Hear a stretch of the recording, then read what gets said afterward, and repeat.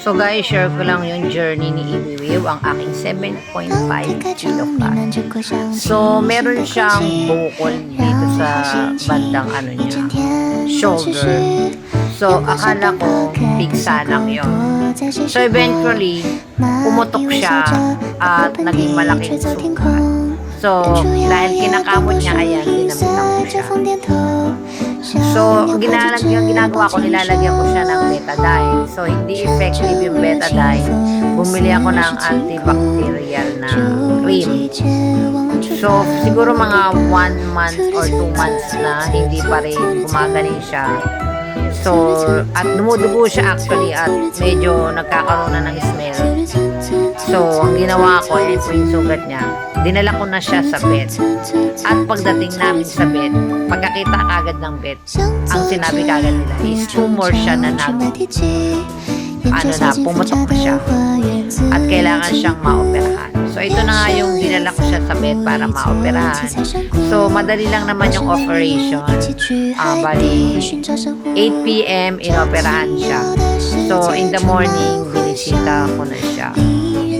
So, package deal to. So, sa package deal, meron siyang may biopsy pa daw. At may laser. So, pagkatapos nang naoperahan na siya, sabi sa akin, hindi na daw natuloy yung biopsy kasi wala daw silang paglalagyan. So, ayun, ang ending, na-confine siya ng 3 days ko lang siya pina-confine, no? Kasi ang mahal ng yan per day. So, ayan na siya. Kumakain. Malakas siya kumain. So, ayan na yung tahi sa kanya. So, maganda yung pagkakatay. So, guys, ang sinasabi ko lang dito, baka meron kayong pusa na akala nyo isugat.